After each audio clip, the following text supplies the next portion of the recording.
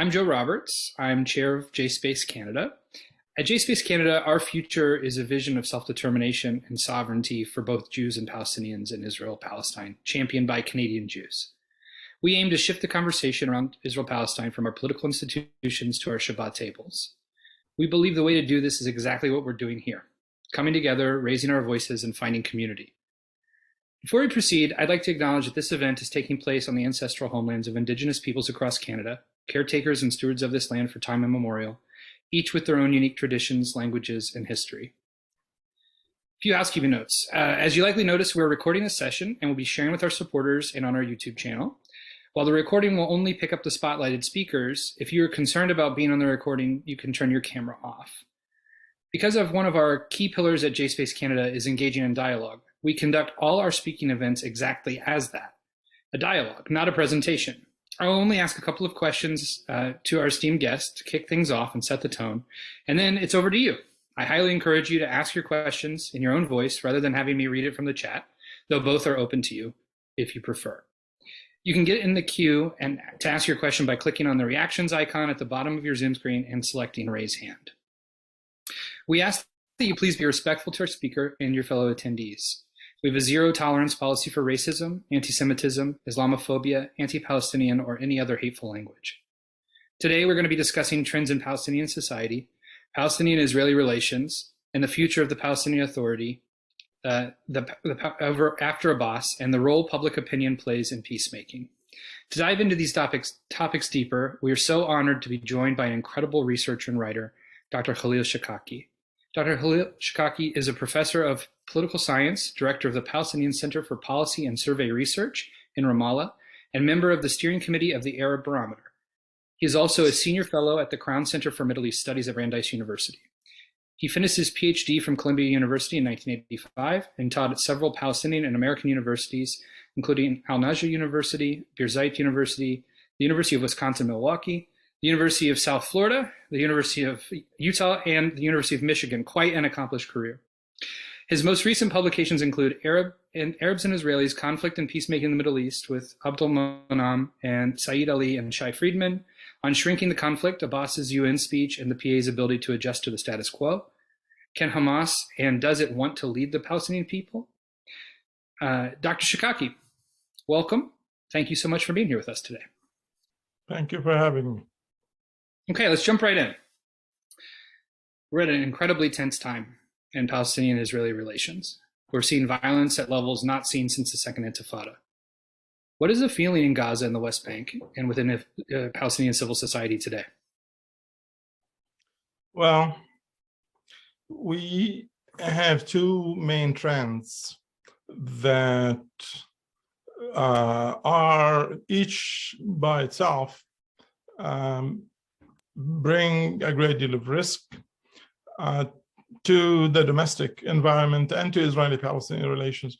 And when they come together, as they are at this time, the risk is even greater. So on the domestic side of things, what we currently see is significant diminishing of trust in the government and in public institutions. We see a diminished legitimacy for the Palestinian Authority expressed by the public. We see a great deal of discontent, particularly among the youth, 18 to 29 in particular.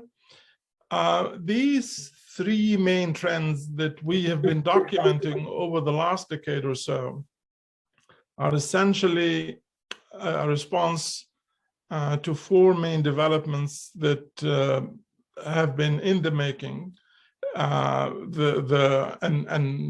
the public has been assessing in negative terms.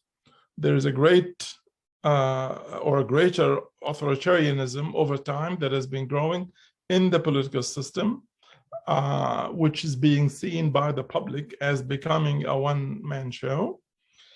There is, in the absence of elections, a great deal of questioning of the legitimacy of the president and his government. His term as president has ended almost 14 years ago, and he is still the president, and he is the one who is responsible for calling for elections. There is much weaker institutional design in the Palestinian Authority. The judiciary have been weakened significantly. There is really no legislature today. There is zero accountability and oversight in the political system. This is particularly relevant since you raised the issue of what could happen after Abbas, because it makes it difficult to predict what would happen given this weakened institutional design in the Palestinian Authority. And in addition to all of that, regarding the political system, the division within the Palestinian Authority between Hamas controlling Gaza and Fatah controlling the West Bank, this adds to everything else that I've said, that then produces this dismay and discontent among the public with regard to the domestic environment. The second main trend that we see among the Palestinian public is related to the Israeli-Palestinian question. The main trend here is the hardening of attitudes. We clearly see a significant hardening. We see this in the declining support for the two-state solution. I started doing surveys among Palestinians 30 years ago. And 30 years ago, I can tell you, there's a question that we continue to ask in every single survey, which is about the support for the two-state solution. 30 years ago, we had 80%, 80%, a vast majority of the Palestinians in favor of the two-state solution. Today, it is 1/3. There is less willingness to compromise today than we have seen, in fact, since the Oslo Agreement. And this lack of willingness to compromise applies to all issues that are relevant to the two-state solution. There is, in recent years, this is the most recent development, a growing support for armed struggle violence, particularly among the youth, and particularly in the West Bank. The West Bank, for a long time, has been out of the business of supporting violence and armed struggle. Gaza has been the one that has been doing that. But we now see the West Bank, for example, youth in the West Bank, in our most recent survey, which was done in December, just 3 months ago, we have seen by December, only 21% of the youth in favor of the two-state solution. Support for armed struggle among this age group is 54%. These are figures that we are seeing for the first time in the West Bank. And these youths are not driven by religious ideological beliefs. In fact, only 23% in our most recent survey, only 23% of these youth say they are religious.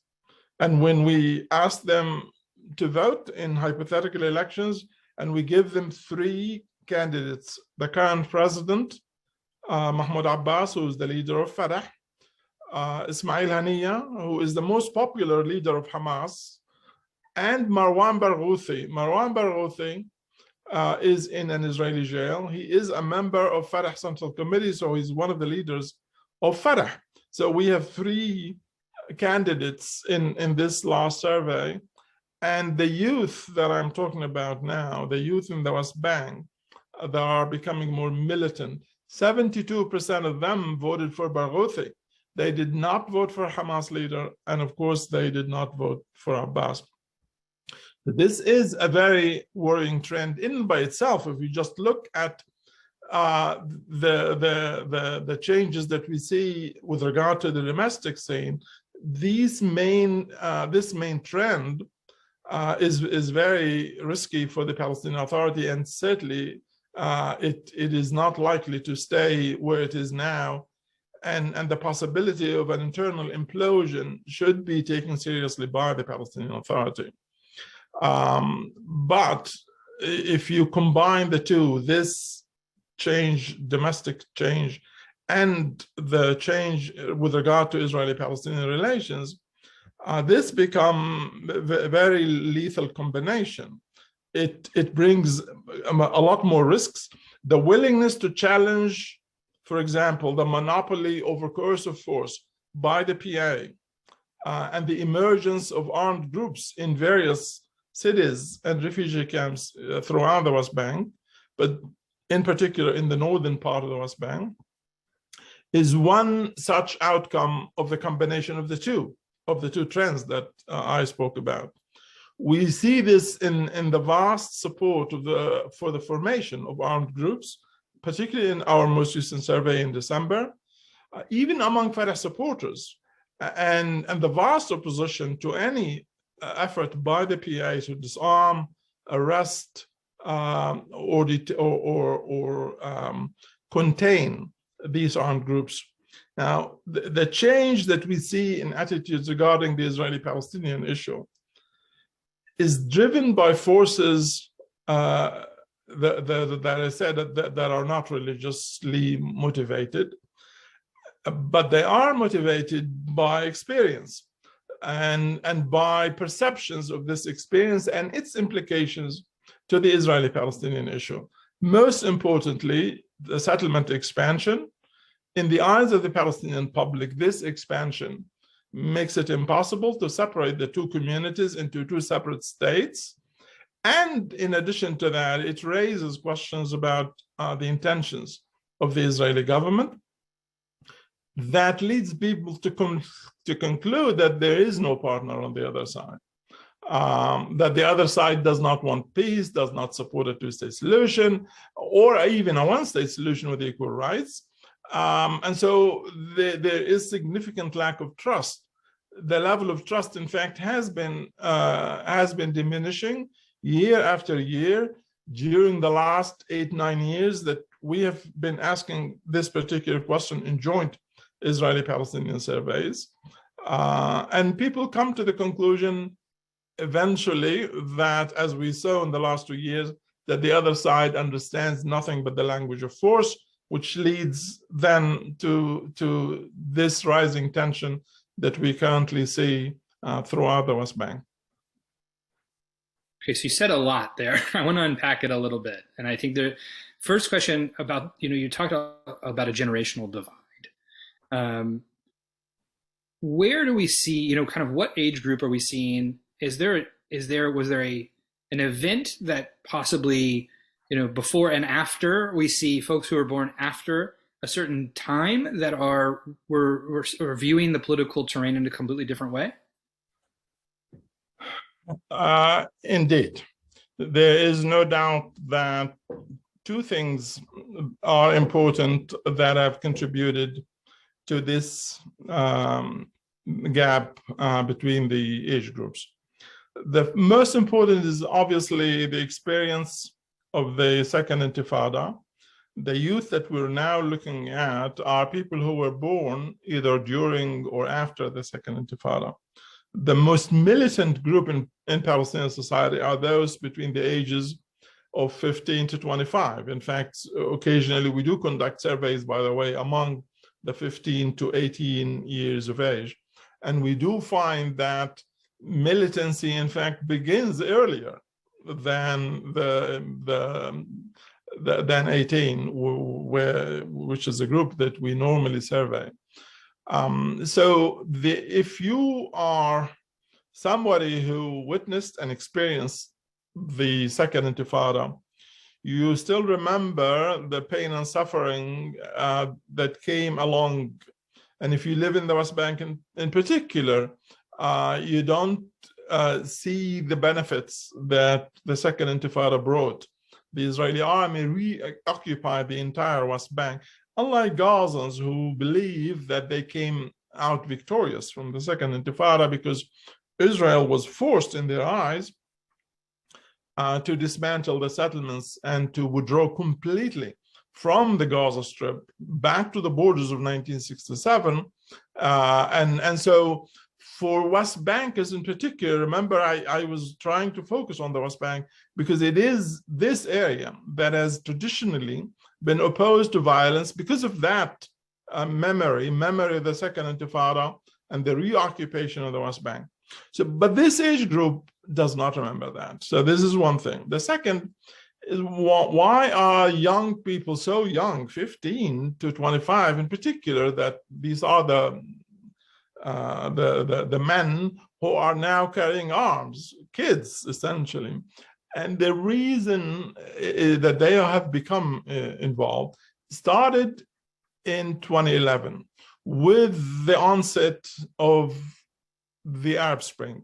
There is no doubt that that year, 2011, was a very important year for youth activism, organization, taking matters into their own hands, expressing opposition and discontent with their political system. And the trend that started in 2011 has essentially now matured 10 years later, where we see, in fact, these groups, these kids joining armed groups to express the opposition. There is no doubt that in between, we could have provided these kids with the means to participate in the political process, in the formal political process, in peaceful manner by offering elections. Has the Palestinian Authority been allowing elections to take place, periodic elections, these kids would have been able to find this participation satisfactory. They could then shape the attitudes of their own group, and they could have influence over decision making. In the absence of elections, in the absence of accountability, the rising perception of authoritarianism and corruption within the Palestinian Authority, all of that essentially forced these kids who wanted to remain active in the political process to turn to these armed groups when the opportunity presented itself. The opportunity presented itself in the last 2 or 3 years when the Palestinian Authority became too weak because of the domestic criticism, but also because of the steps that the state of Israel took. As Israel was punishing the Palestinian Authority for going to complaining to the international community, going to the International Criminal Court, more recently to the International Court of Justice, and so on, the state of Israel started to impose sanctions on the Palestinian Authority that during the last 2 years, the Palestinian Authority has not been able to pay the full salary, for example, for its own public sector. So as the Palestinian Authority became weaker, more and more groups in Palestinian society, whether it is these organized kids in populated areas, or syndicates and unions and so on, who started to challenge the Palestinian Authority. A weak Palestinian Authority led to a vacuum in certain parts of the West Bank that provided this opportunity for these youngsters to take up arms and to organize themselves and to begin to challenge the Palestinian Authority and the Israeli army combined.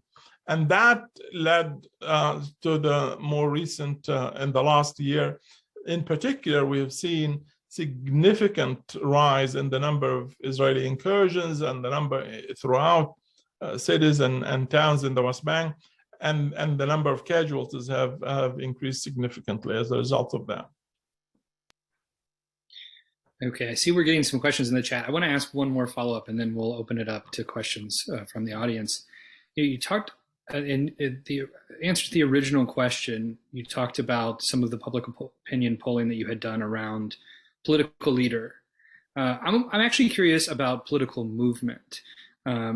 Are there political movements that you're seeing, new political movements that are challenging the frustrations that you're seeing in the West Bank with the Palestinian Authority, or does Fatah really have a hold of the political landscape there? There is no doubt that there are groups that are organized and that are willing to challenge the hegemony of groups like Fatah and Hamas. Without elections, however, it remains very difficult for these groups to be able to present themselves, to mobilize support, to test their capacity to win hearts and minds. And given the fact that the Palestinian Authority is not allowing elections, this means this venue for groups to organize politically is being blocked. Given this this lack of access to a legitimate formal political process, what we currently see with young kids joining armed groups and showing willingness to challenge the Israeli army and to challenge the Palestinian Authority has been one of those consequences. Now, does this mean that if elections are held today, there isn't going to be anybody other than Fatah and Hamas and few other known groups as we've seen in the past?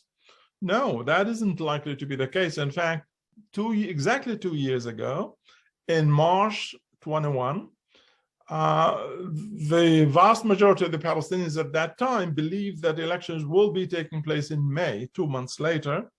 And we had at least 36 groups that were established just within 2 months before that in order to compete in these elections. Most of these groups were independent groups, and most of them were young men and women organizing for the first time, some of them participating in elections for the first time, because the last time we had elections was in 2006. And so for many of them, this was their first time to do so. However, again, in the absence of elections, these groups are not sustainable, and they have no way of influencing the policy of the Palestinian Authority. And that essentially doesn't really leave much room for them to be able to challenge Fatah.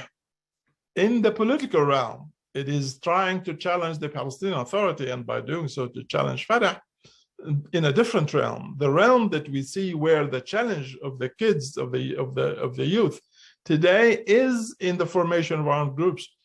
And surprisingly, most of these youngsters who are joining these armed groups, in fact, come from a Fatah background, either from a Fatah family's background, or their families being part of the elite in the Palestinian Authority.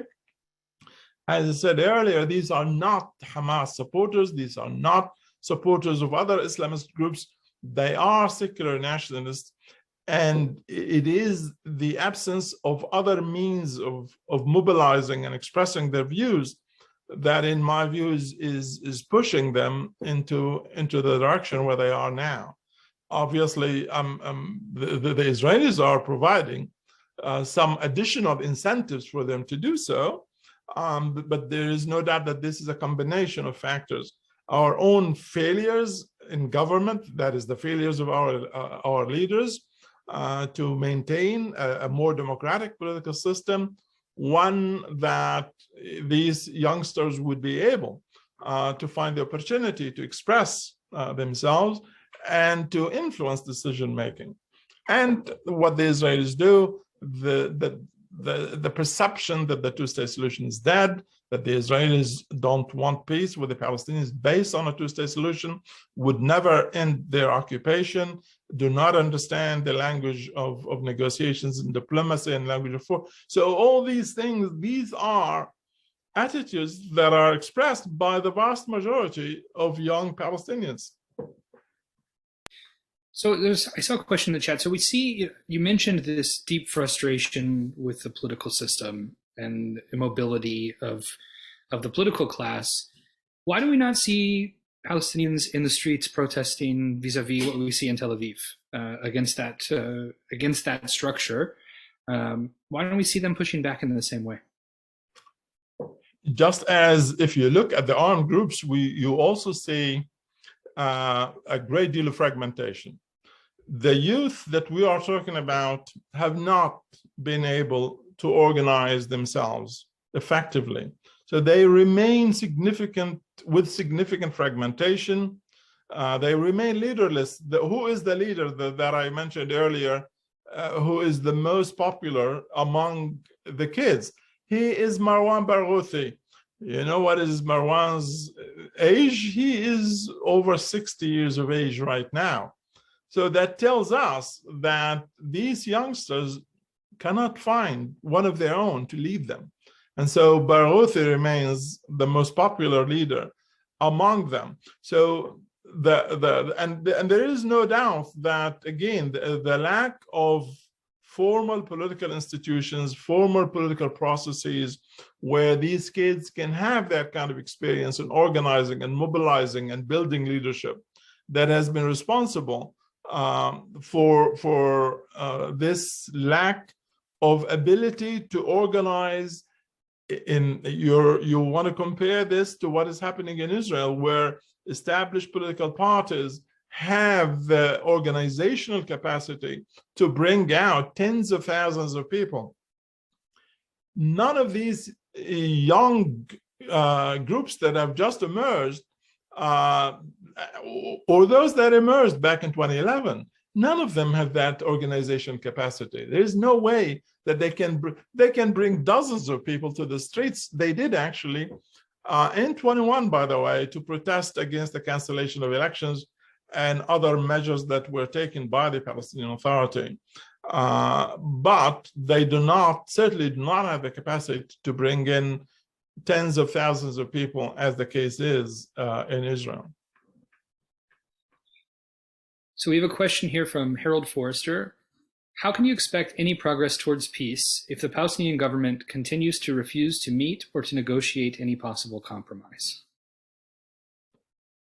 Well, I don't think this question applies to the current Palestinian Authority. The current Palestinian Authority says it is willing to meet, and the current president says he's willing to meet anytime, any day, without any conditions to negotiate. That is certainly not a criticism of the current Palestinian leadership. The current Palestinian leadership comes under a great deal of criticism from the youngsters that I'm talking about, exactly because of that willingness, the willingness to engage with the Israelis. The fact that the Palestinian Authority was willing to go to Aqaba a few days ago and engage with the Israelis, the Americans, Egyptians, Jordanians in negotiations that aimed at preventing further escalation and perhaps to help de-escalate. This willingness of the Palestinian Authority to do so has brought it under severe criticism from the Palestinian public. This criticism can be made of the Palestinian public. The Palestinian public today, only 1/5 of the public says we should engage the Israeli government in negotiations. It isn't because they don't want negotiations, it is because they believe that the Israeli government does not want peace. And if its intentions are to make peace, the Israeli government would not be building settlements right in the heartland of the future Palestinian state. So the willingness to negotiate and the willingness to support compromise, which we had in the past, only 5 years ago, we still had a majority in favor of that, has been diminishing over time because of the perception of the Palestinian public that there is no partner on the other side. Now, this is also an opportunity because it means that the lack of willingness to engage and to sit down at the negotiating table by the Palestinian public, I want to emphasize, not the Palestinian leadership, which says it is happy to do so right now, immediately, without any condition. But the Palestinian public is the one that has a problem with that. It can be addressed if the Israeli government, first of all, of course, we do need to see changes within the Palestinian Authority. As long as the public believes this authority, this leadership lacks legitimacy and credibility, it will not support it sit down and negotiate with Israel, with the Israelis on behalf of the Palestinian people. They want a legitimate authority to sit down and negotiate. You can have that if you go to elections. So the Palestinians have elections. If they elect a new leadership that has legitimacy and acceptance, that is certainly one condition that I think would be something that the public would then become more willing to support this newly elected government or leadership to engage in negotiations. But you also need the Israelis to demonstrate, to show to that they are serious about negotiations. This current Israeli government is opposed to the two-state solution. It is opposed to ending the Israeli occupation. It considers the entire area of the West Bank to belong exclusively to the Jewish people. This attitude is certainly not one that can elicit positive perceptions among the Palestinians or could elicit the support for diplomacy and negotiations that one would want. So two changes need to happen. And it is very clear from the surveys that if these two changes are to materialize, that we would see significant change among the Palestinian, all the Palestinians, not just the youth. The legitimacy issue and the need therefore for elections, and the need for change in Israel. A new Israeli government indicating its willingness to support a two-state solution, ending occupation, and stopping settlements. That would be absolutely essential to create the kind of positive environment that would allow this change of attitude that would then support a return to compromise and to diplomacy. So you mentioned the summit in Aqaba this last week, which was around security, right? And I know it's been quite a contentious topic, both in Israel and in the Palestinian occupied territories. One of the questions in the chat that came through was about the Palestinian security forces. How are they viewing this summit? What is their loyalty to the Palestinian Authority look like? And is there a possibility, a chance that they would support the people versus the Palestinian Authority? Well, a very good question. I don't know that I have the answer to that. That is not something that I can look up in our surveys and answer. I can speculate. There is no doubt that one reason why since 2005, the Palestinian Authority has been able to maintain relative calm, peace and calm and stability has been to a large extent the result of the restructuring and rebuilding of the Palestinian security sector, making it a lot more professional than it had been at any time since the creation of the Palestinian Authority. So one must give credit to this state-building effort on the part of the Palestinian Authority to rebuild and restructure the security sector. But if conditions deteriorate significantly and there is significant increase in bloodshed, the Israeli army incursions, civilians being killed, we have seen in the last 2 months alone a huge rise in the number of casualties, the number of incursions, armed confrontations, and so on. Could the security sector collapse under these conditions? Could it collapse? As it did. The security sector collapsed in 2001. In fact, perhaps even earlier than 2001, when the second Intifada erupted in 2000.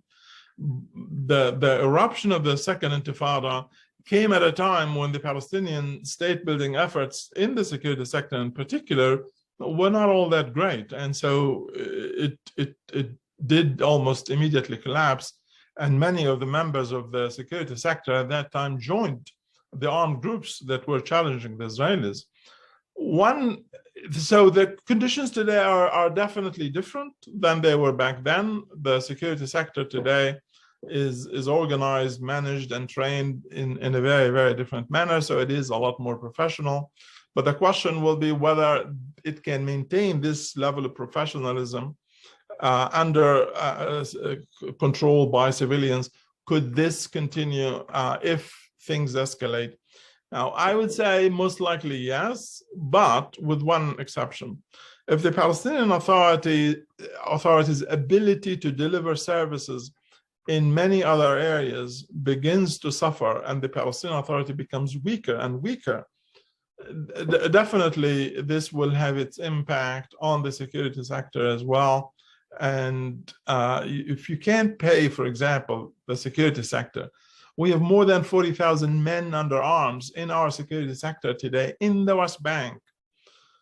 Well, last month, the Palestinian Authority was able to pay 80% of the salary of the public sector. And the Israeli finance minister, Mr.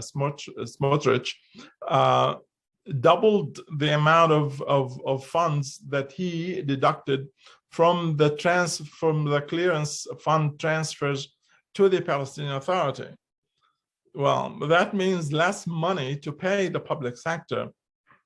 The clearance money that the Palestinian Authority receives from Israel constitute 62% of the budget of the Palestinian Authority. And this essentially means any reduction in that amount will immediately have an impact on the ability of the Palestinian Authority to pay the public sector, including the security sector. This is not something that is sustainable in the long run. And if we see further erosion in the strength of the Palestinian Authority, the impact will be felt on the security sector. So I would say we do have a strong, robust, professional security sector today, but there is clear evidence that the public is now challenging it significantly and rejecting its authority over armed groups, refusing to allow this security sector to have monopoly over coercive force, and refusing to allow it to disarm or arrest members of armed groups. That is a very serious challenge. Nonetheless, I still think these groups will remain cohesive and will do their job in those areas where they are still able to deploy.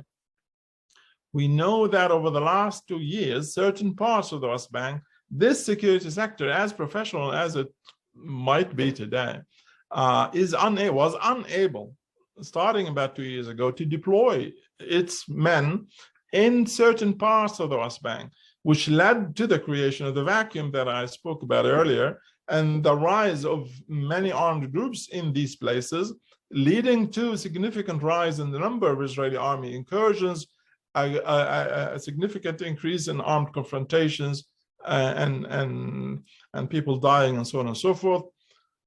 Ultimately, if the Palestinian Authority is weakened further, the question will be, will the security sector remain as professional and cohesive as it is today? I don't have an answer to that. Okay. I want to switch gears just a little bit because we've got a lot of questions in the chat around the two-state solution. As you know, in the West, it pulls very high. If you ask members of our community, it's going to be a super majority say has to be a two-state solution. What is the option, if not a two-state solution, that is being supported by Palestinian society? Well, there are three main competing ideas that are now available to people to pick and choose. There is the two-state solution, which used to be the dominant, the hegemonic concept. And for a very long time, it remained the consensus, or almost the consensus. A vast majority continued to support it. About a decade ago, or slightly more than a decade ago, we started to see significant decline. I would, in fact, go back to the year Netanyahu became prime minister in 2009. As of 2010, we started to see a systemic decrease in the level of support for the two-state solution, associated with the perception that a right-wing government in Israel will be intent on building settlements and expanding them, thereby destroying the feasibility of the two-state solution. It becomes less and less practical. And when people came to that conclusion, they started to abandon this idea. But this remains still, even today, the idea that has the greatest level of support. 1/3 of Palestinian society continue to support it. Remember, from 80% 30 years ago, 1/3 today support this idea. The competing idea that has emerged during the last 15, 20 years is the idea that has been championed by the youth, which basically calls for the creation of a single state between the Jordan River and the Mediterranean Sea, where Palestinians and Israeli Jews would have equal rights.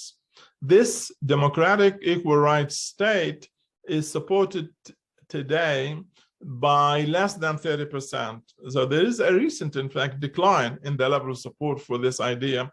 I'll explain in a minute where people who are opposed to this idea and to the two-state solution are going.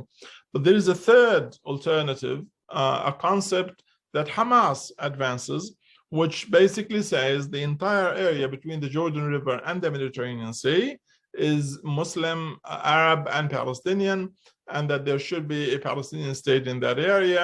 Jews who want to live in this area can do so, but they should not expect equal rights. So about 1/4 of the Palestinians are willing to subscribe to this idea today. That leaves something like 20%, perhaps, give or take, who are basically people who say there is no political solution to the conflict, and they are just don't know what a solution is going to be. So, and this group, by the way, is rising. The percentage of people who basically say we support none of these ideas is growing, and it is driven by this level, an extreme level of pessimism about the future, and the belief that there is no political solution to this conflict with Israel.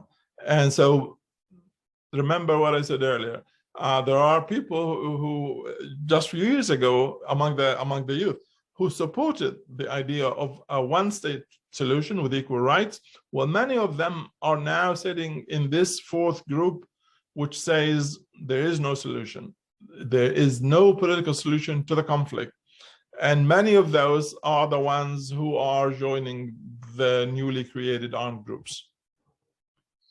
So with that direction, is there a way to reinvigorate the two-state solution, to bring it back from the brink, as it sounds? Yes, there is. And not just to do that, you can also bring back the level of support for compromise as well. And you can significantly reduce the level of support for violence as well. In order to do that, you need to address the two dynamics that I spoke about. The erosion in trust and legitimacy of the Palestinian Authority. You need to do that through elections. There is absolutely no other alternative to elections. We must have elections and so that is the beginning. The second area that needs to change is Israel. That you cannot continue to build settlements right in the heartland of the future Palestinian state and expect the Palestinians to say, well, fine, let's negotiate. That isn't going to happen. What you would be doing is to destroy optimism and to destroy the level of trust that there is a partner on the other side, which exactly the outcome that we currently see. So how do you reverse that? Well, stop settlement construction. Announce that you're committed to a two-state solution as a solution to the conflict, a Palestinian state living side by side with the state of Israel, living in peace, security, and cooperation. This is something that the Palestinian Authority and leadership now publicly states. We need to hear the same from the Israeli government, but we need further action on the part of the Israeli government where the issue of settlements is addressed. As long as settlement expansion continues, you are not going to be able to find Palestinians who would trust the intentions of the Israeli government. This is absolutely critical. Israel must announce that it will not build in areas that will be part of the future Palestinian state. That is not what is happening now, but that needs to happen. There's a third area that I think should be tackled. This should, of course, be something that the US administration should be interested in as well, and that is to bring in the region, Arab countries, regional players have, the major Arab countries are involved in normalizing relations with the State of Israel. This normalization process, if it makes Israeli-Palestinian peace a central component of that normalization process, would also provide the Palestinians with the incentive to want to expand the Israeli-Palestinian negotiations and make it regional at a time when the Israelis would be happy with making Israeli-Palestinian peace a more regional enterprise. That is something both the Palestinians, I remember what I said earlier, I think I've mentioned that only 20% or so of the Palestinians, in answering the earlier question, only 20% of the Palestinians today support negotiations between the Palestinian Authority and the Israeli government. But when we said, what if these negotiations are sponsored regionally by the main Arab countries like Egypt and Jordan and Saudi Arabia, would this lead you to make you more willing to support Israeli-Palestinian negotiations? And the percentage increased to more than 40%. So it more than doubled the number of Palestinians who were willing to support diplomacy and negotiations just by introducing a regional dimension to conflict resolution. So here, these are three main ideas that can be implemented if there is leadership. Obviously, I'm not saying that these are easy to do, but you need to have elections. You need to have an Israeli government that is willing to endorse a two-state solution and to stop settlement construction in areas that will be part of the future Palestinian state. And we need to expand peacemaking between Palestinians and Israelis and make it regional. And of course, I can't see that happening without US leadership, or at least contribution to that process. Given such developments, I can see attitudes reversing, among both the Israeli Jews and Palestinians. Israeli Arabs, by the way, this is the only group that seems to have not been influenced by all the negative trajectories that we have seen during the last decade. They continue to support the two-state solution and diplomacy and negotiations and compromise by huge percentages. So somehow Israeli Arabs have managed to stay above all of that, but not Israeli Jews and not Palestinians. And restoring feasibility of the two-state solution, giving legitimacy to the Palestinian Authority, widening the scope of peacemaking, make it regional, would go a long way to help to contribute to changing the current negative directions. So you're talking about peacemaking in a macro sense, and we have several questions in the chat about kind of the micro sense of peacemaking, the people-to-people work. Canada is the second largest funder of people-to-people work in the West Bank after the United States. It's a huge part of our foreign policy in the region. Does this work? Do we see an impact in your surveys, in the public opinion of Palestinians? No, this is not likely to have any kind of mass impact. This is not of course, to underestimate the importance of this. You are building grassroots support, but you're doing it.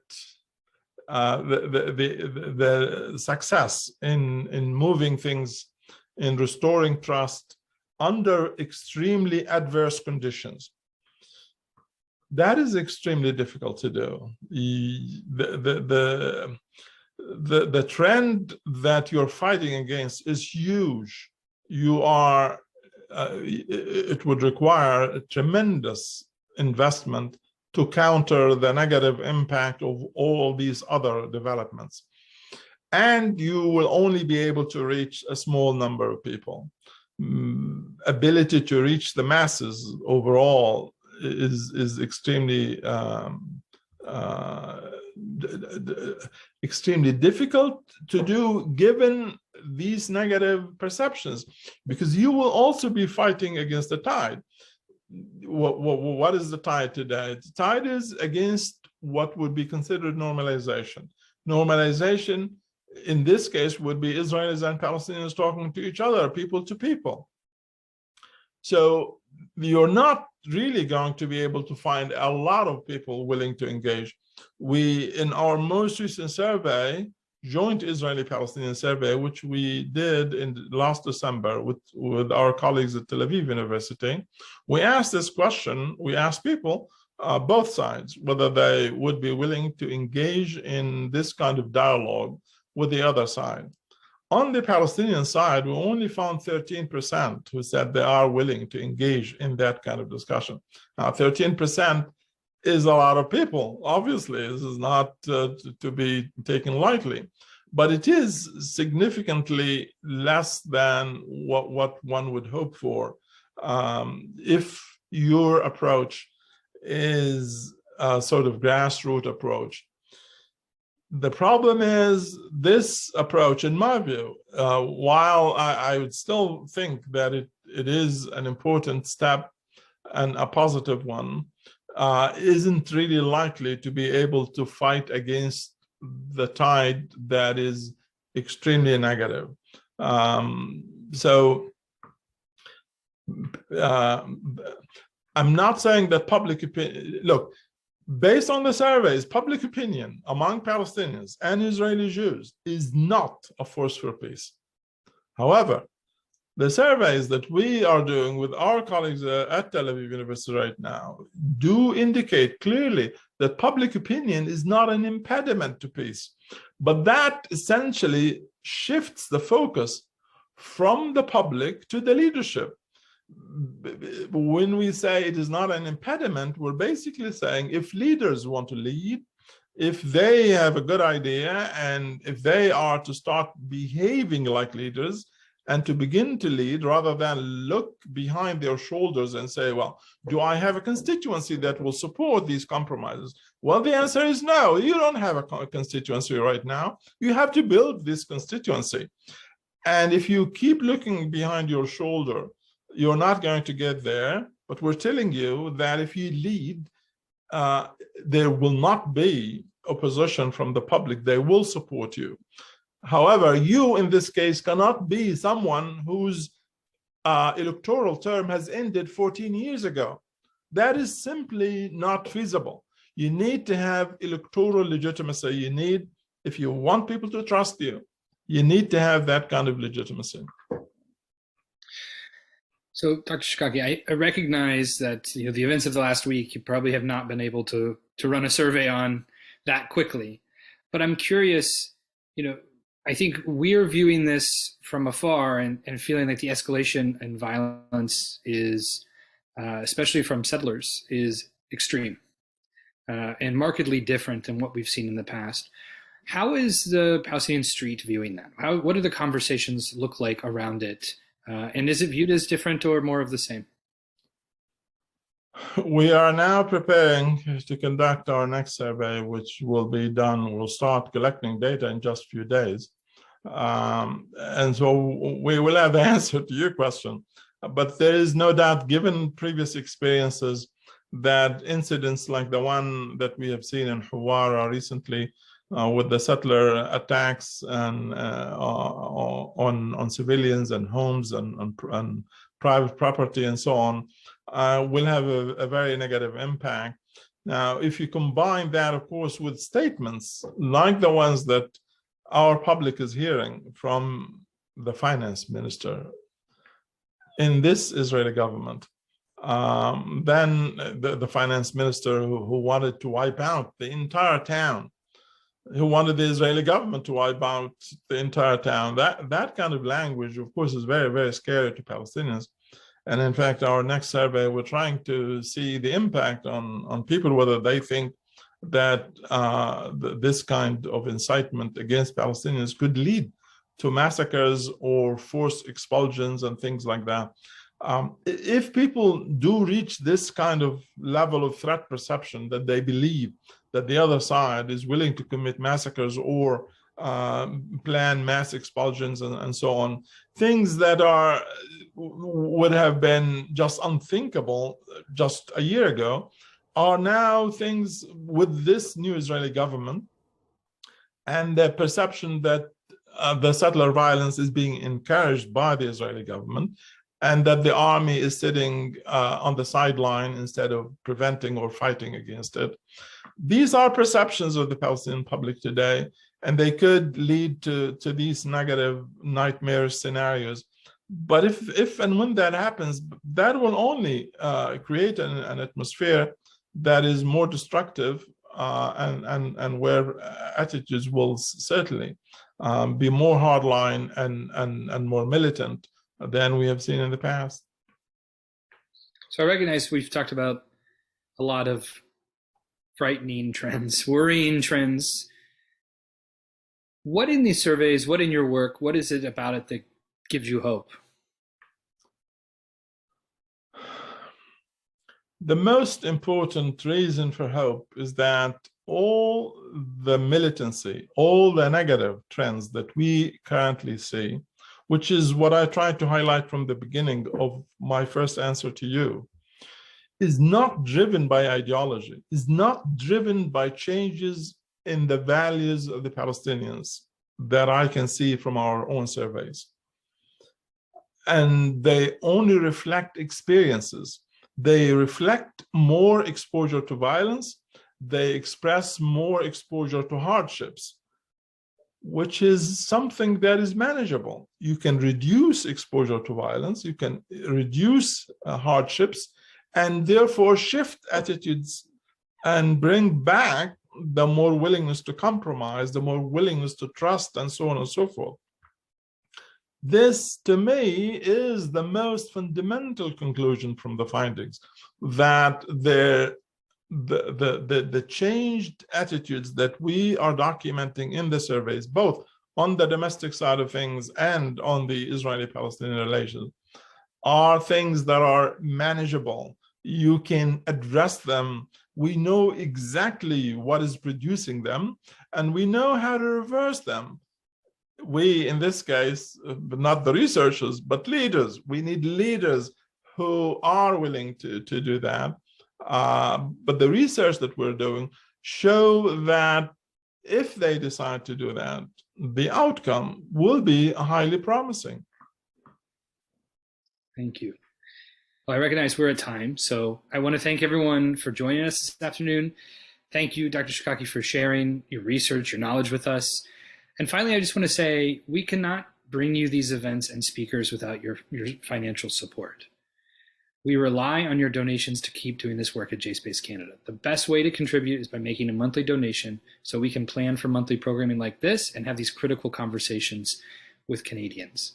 Even a donation of $5, $10, or $18 a month goes an incredibly long way, and being able to help us bring voices, topics, and ideas affecting our community to you.